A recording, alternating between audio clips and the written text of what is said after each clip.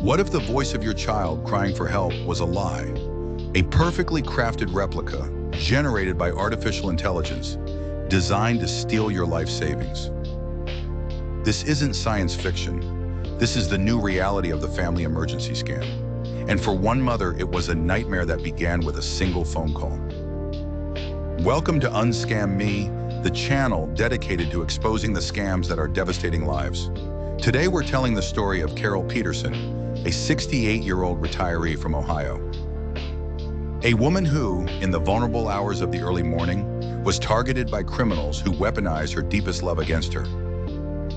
Carol's story begins with a jarring ringtone cutting through the silence of her dark bedroom.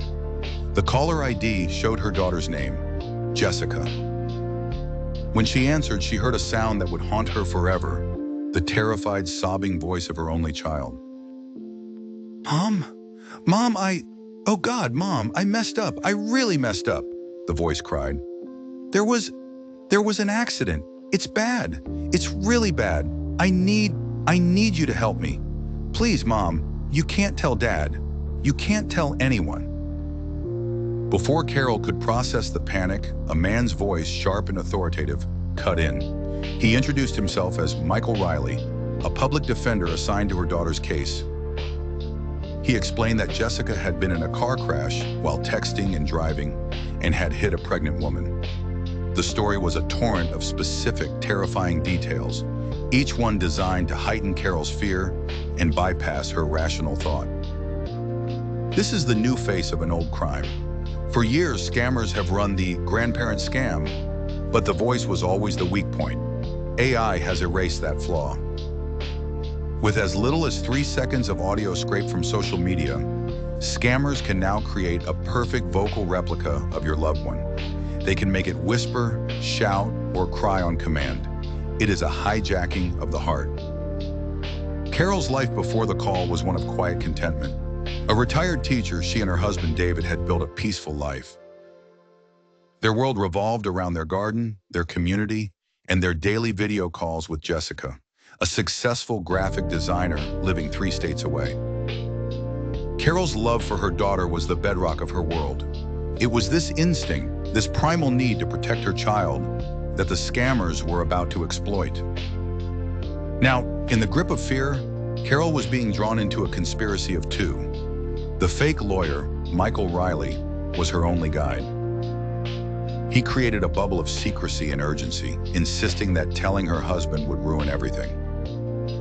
He told her the judge had set a bond of $15,000, which had to be paid immediately in cash to keep Jessica out of jail and the incident out of the papers.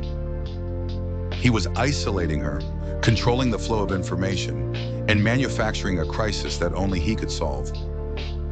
And Carol, a loving mother, terrified for her child, was falling into the trap. The scammer's instructions were precise and cruel. He coached Carol on how to lie to the bank, telling her to say the $15,000 cash withdrawal was for home renovations.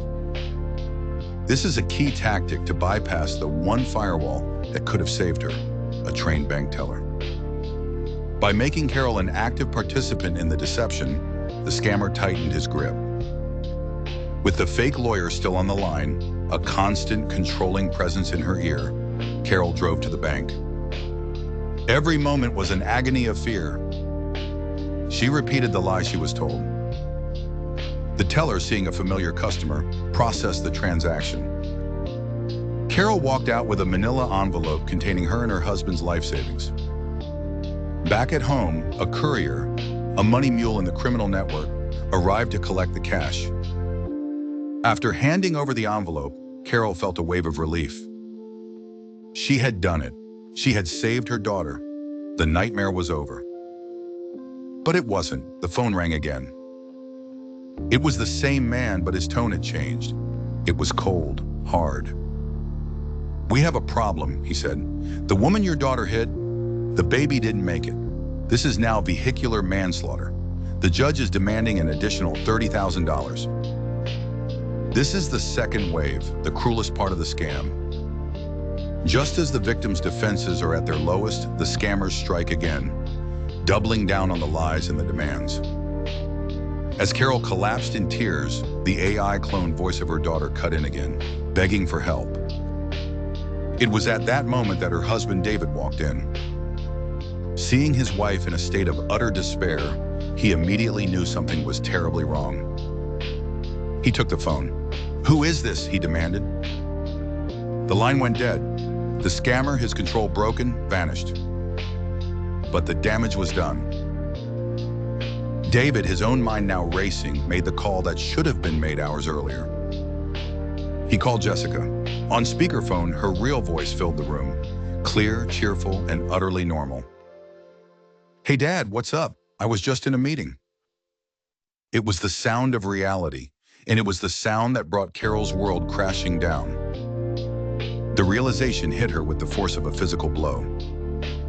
The voice, the accident, the lawyer, it was all a lie. The $15,000 was gone.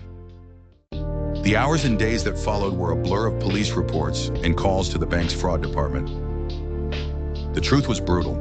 The money was untraceable, the chances of recovery near zero. But the financial loss paled in comparison to the emotional devastation. The scammers had not just stolen money, they had stolen Carol's sense of safety and turned her love into a weapon. The shame was overwhelming. "You must think I'm such a fool," she whispered to her husband. But David's response was one of love, not blame. "They didn't scam your brain, they scammed your heart. That's not foolishness, that's love." Carol's story is a tragic illustration of a meticulously engineered psychological assault. Scammers use AI to trigger an amygdala hijacking, a state of intense fear that overrides rational thought. They enforce isolation, create manufactured urgency, and mimic authority figures to maintain control. It's a playbook designed to exploit our deepest human instincts. The FBI reports that billions of dollars are lost to fraud every year, and AI-powered scams are the fastest-growing category. In 2024, the FTC reported consumer losses exceeding $12.5 billion. A 2025 report found that deepfake fraud, which includes voice cloning, rose by 700% in a single year. These are not lone wolf criminals. They are sophisticated, organized syndicates. But Carol refused to let the shame win. She began to share her story, first with friends, then with her community. She learned that she was not alone. By speaking out, she transformed her pain into a shield for others. She established a code word with her family and became an advocate for awareness. The scammers had tried to silence her with shame, but she found her voice. So how do you spot an AI voice cloning scam before it's too late? Recognizing the signs is the first step to shutting these criminals down. Here are the red flags you need to watch out for. An unexpected emergency call. The scam always starts with a frantic call about a loved one in dire trouble, often in the early morning or late at night when you are most vulnerable. A plea for secrecy. The caller will insist you don't tell anyone else, especially your spouse or other family members. This is designed to isolate you from the people who could expose the lie. Intense urgency. They will pressure you to act immediately, creating tight deadlines and threatening dire consequences if you delay. This prevents you from thinking clearly. An authority figure, a lawyer, police officer, or doctor, will often take over the call to add legitimacy to the story. Unusual payment methods. They will demand payment in cash, wire transfers, cryptocurrency, or gift cards. Legitimate authorities will never ask for payment in these forms. Knowing the red flags is half the battle. Here's how you can actively protect yourself and your loved ones. Hang up, call back. This is the golden rule. Immediately hang up and call your loved one back on a number you know is theirs.